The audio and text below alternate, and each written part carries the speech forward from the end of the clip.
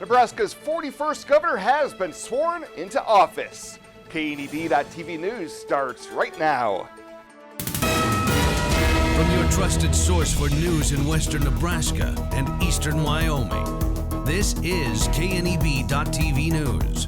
Presented by Platte Valley Companies, premier provider of financial services. Hello, I'm Ryan Murphy. This is KNEB.TV News powered by Platte Valley Companies. Thanks for joining me.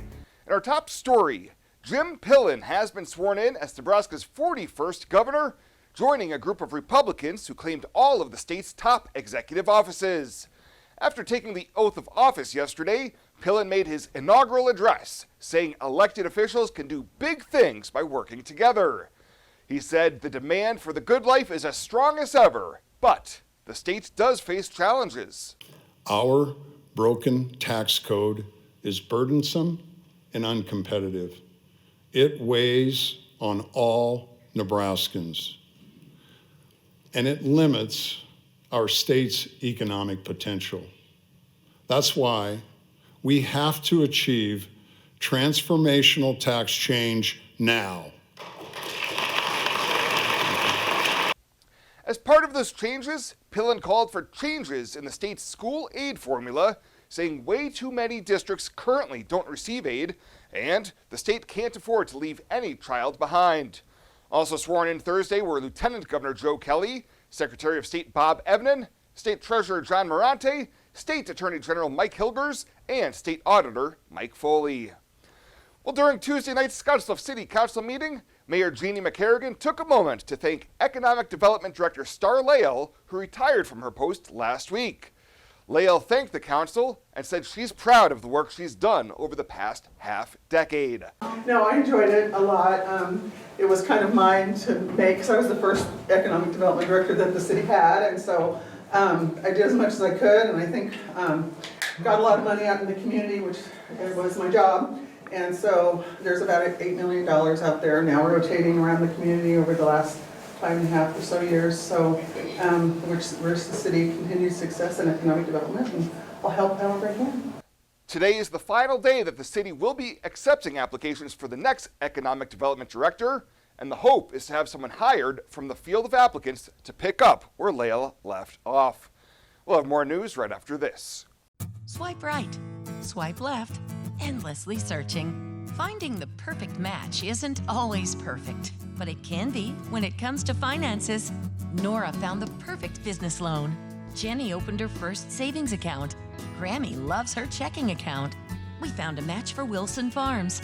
The Sandersons were matched with a mortgage. Regardless of your financial situation, Platte Valley Bank will match you with the perfect solution. Find your match at Platte Valley Bank. Life Care promises us that we are looked after and taken care of properly.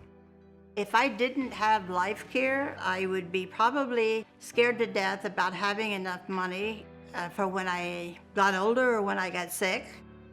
Moving in here was an easy decision and in fact a no-brainer. I looked at it as actually buying long-term care insurance, and in retrospect, a good move. One of the things that convinces me that we did the right thing is no matter what happens, we will constantly be taken care of. The whole thing is just vital because you don't have to be worried about what's ahead for you. It's there, it's in black and white, and that's reassuring. This is home. It has been from the day I moved in. Welcome back. A 24-year-old rural Mitchell man who led authorities on a 100-mile-per-hour drunk driving pursuit has been sentenced to jail.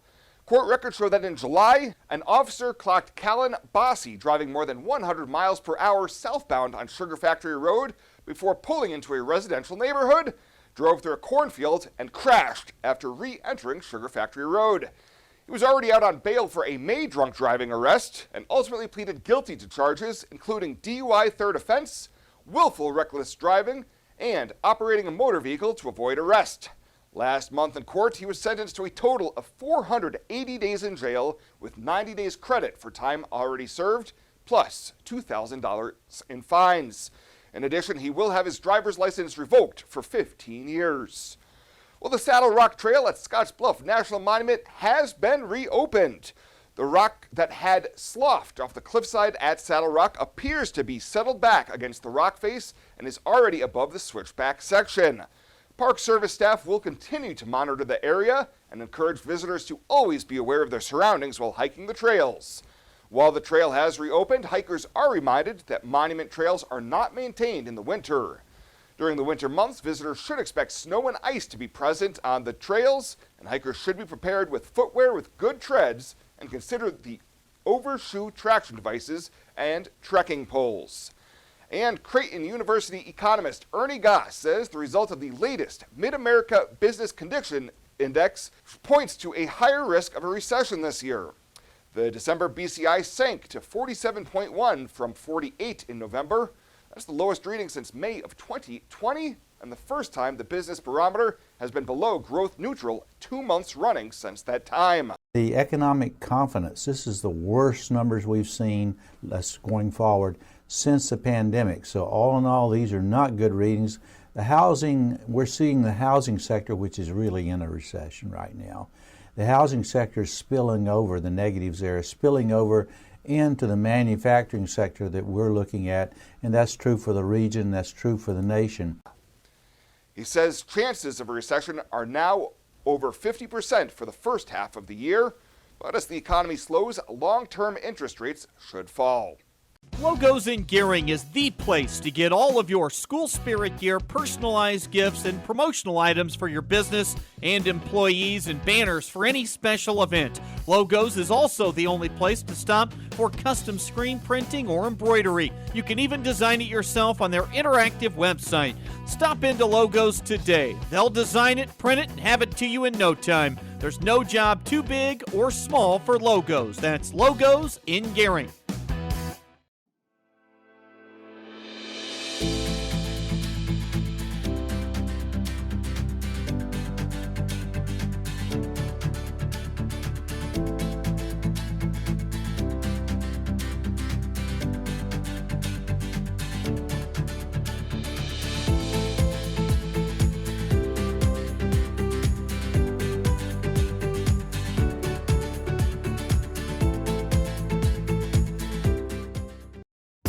The Evergreen Credit Card by FNBO. Earn unlimited 2% cash back on every purchase. Every day. Everywhere. Never worry about expiring points or category restrictions. Plus, there's no annual fee. Only from the Great Big Small Bank. A bank ever ready for you to earn more, wherever life leads. Evergreen by FNBO. Well, Happy New Year and welcome to the first episode of Cattle Call in 2023. I'm Susan Littlefield on the Rural Radio Network. We are recording this on a Wednesday, and the Minnesotan is going to come up because holy Hannah, did you see what happened in that feeder cattle market? We're going to talk about what is the driving factor to those higher numbers, and it goes beyond the fact that Brad Koima is on vacation this week. As you can see, Joe Koima joins us with Koima Varlick out of Sioux Center, Iowa. And we'll also take a look at maybe the new contract ties for the move, this cold weather situation that's out there. Also, we'll talk cash and some open interest as well. Lots of great things to look at. But Joe, we got to start out with this feeder cattle market. Waking up on a Wednesday, I did not expect to see the numbers that we saw today. Yeah, great start to the midweek, let's call it. Yesterday we were maybe, I would call it kind of pent up a little bit. We had commodities across the major five that we follow here were just lower just to start, and it just didn't quite feel right. Didn't quite want to take anything home yesterday or read too much into yesterday's trade for the most part. And then you finally just got things today where corn broke another 15 cents on top of what they broke yesterday, and it seems like the feeders just finally took off there. So they're a little bit pent up the last few trading sessions is what I believe. And then we got some technical buying, probably a little bit of fun buying as well once we started to creep into new highs here for the last 3.5 months. So it's good to see some leadership there, because yesterday it just felt odd the way that we were, but today definitely stacks up 2 days of trades onto one. And the best thing about it is that once we got to 3.25, 350 higher for March, it just stuck there. So that's a great sign to kind of carry into tomorrow as well.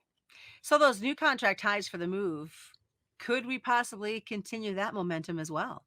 Great question. It does feel like to me, and I think this kind of goes into the story of the open interest that could be building here as well, or has built. These funds, we both know, whether it's just corn or soybeans or whatever, they're not too afraid. If they're long and you get new contract highs, they're ready to plow into more when that does happen. So I think we saw a little bit of that today. And even the live cattle, the open interest there, the last 2 weeks, 2.5 weeks, we've seen a nice steadily increase in that open interest, which is good sign to have, especially when we went through the holiday trade where our volumes can be a little bit light, but they were still pretty active in wanting to put on some of these positions. And the total open interest for the live cattle sector now is north of 325,000. In the last 2 years, this is our higher end, and then we usually back up down below 300, and that's why we get these weird, we can rally $6 and we give $8 back, and we just stick sideways for the most part. But it feels a little bit different. And if we look back at our 2013 going into 2014 run for the cattle market, we have a lot more room that we can put on this open interest yet. So to say that we're high at 325, sure, compared to the last 2 years. But if we look back at the last 8-10 years, there's a lot more upside potential that this open interest can attract here anyway. And look at the fact that we saw another down day in this grain complex. That adds a little bit of excitement, I think, as well, because keep those feed costs down as low as possible. Yep, especially with all the weather that we're going through as well. So I want to talk about that weather, because Brad and I talked about it last week, that it just seemed like the market wasn't catching on to the amount of snow and cold weather that was affecting the cattle market. We're into a second week and possibly a third one in this extended forecast. What's it going to take to really get Chicago to say, whoa, hold on a second, it is pretty bad out there? I think one outlier that we could see, and we both know how this weight data works. We get it every Thursday, but it's 2 weeks behind schedule, unlike the hogs. But last week we did see a slow decline in the carcass weights for both steers and heifers. And guess what? That was prior to the big cold snap that we had. So it's encouraging moving forward, to me anyway, is that these weights could really slip lower, because then we're going to start seeing, well, this Thursday we'll start seeing some of those cattle that were right in the midst of the cold snap. And then even the following week, we're going to see the after stuff. And that's what some of these weights are, I think, is what the market is anticipating to see here eventually. But I think they want to read it in front of us. Seems like that's the last couple of years. This market wants to read it and then react, as opposed to 5 years ago where I'd like to react before something like that came out. Finally, as we get ready to wrap up the cattle call, this cash cattle market, is it a chance for some steady higher money? What's kind of your thought out there? I think that's probably where I would start. The South can be an outlier and possibly get a little bit better. But up here in the North, I remain bullish, but I wouldn't be surprised to see some, these cattle need to be gone type of a syndrome where we've lost weight, we've lost 80 pounds, 100 pounds on these cattle. And no matter what we feed them, how much we push feed in front of them, we're not going to get that weight back. So it's best to get them gone. So this week, the show lists have increased, and I think it's a lot because of that. So I wouldn't be surprised to see kind of that just inching forward, just a slight steady cash kind of a move, get those cattle gone, move on to the next group. That's a couple weeks away. But that's what I feel like. Steady is it's not bearish, but steady at best is what I hope for this week. All right. Well, Joe, thanks for joining us this week and filling in for Brad. Hey, no problem. Anytime. We can have Brad go on vacation all the time if that means we're going to have cattle markets like what we saw on a Wednesday. We want to remind folks that commodity futures and options do involve a substantial risk of loss, not suitable to all investors. And that's been this week's Cattle Call on the Rural Radio Network. The Evergreen Credit Card by FNBO. Earn unlimited 2% cash back on every purchase. Every day. Everywhere. Never worry about expiring points or category restrictions. Plus, there's no annual fee. Only from the Great Big Small Bank, a bank ever ready for you to earn more, wherever life leads. Evergreen by FNBO.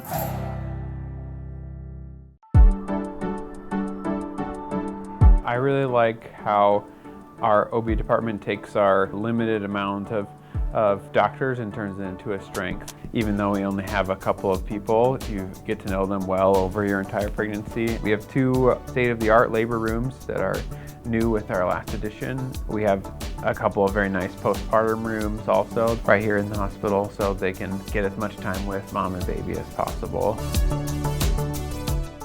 Fly United Airlines, operated by SkyWest with Western Nebraska Regional Airport. United is dedicated to going the extra mile for you with daily flights to and from Denver, along with a commitment to excellent service. Reserve your flight today, and remember, United miles can be earned and redeemed with your flights. While at the airport, stop and enjoy authentic Italian food at Roma Italian Restaurant. Plus, Hertz Thrifty Car Rental is there for your car rental needs. Make life easier, relax, and get on board with Western Nebraska Regional Airport.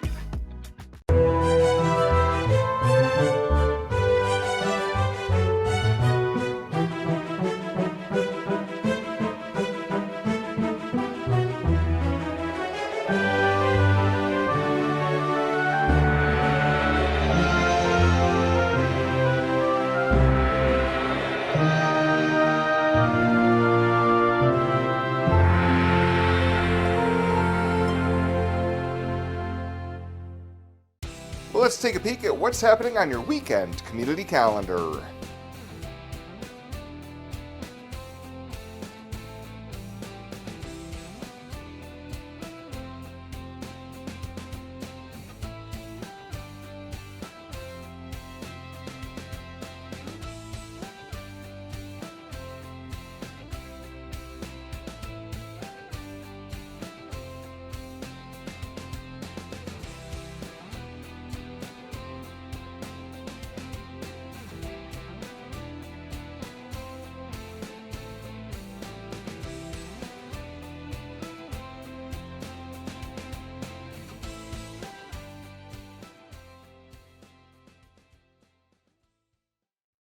The community calendar is brought to you by Riverstone Bank. First State Bank is now Riverstone Bank.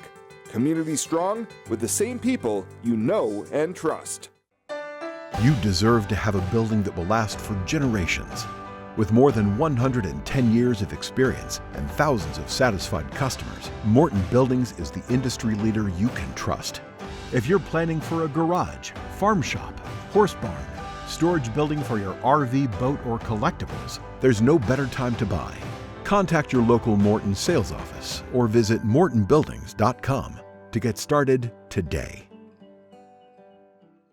At Platte Valley Bank, we want to help you plan for tomorrow while you enjoy today. Our personalized trust services can help you do just that. You've worked hard to build your legacy, and you want to make sure that gets passed on for generations to come. We offer the professional guidance necessary to ensure that happens, according to your wishes. We pride ourselves in being friendly and professional while offering a highly tailored full line of trust and estate planning services to accommodate you. You belong here. And finally tonight, the Cooperative Ministries Weekend Backpack Food Program is seeking someone to head up their Scottsbluff distribution effort later this year.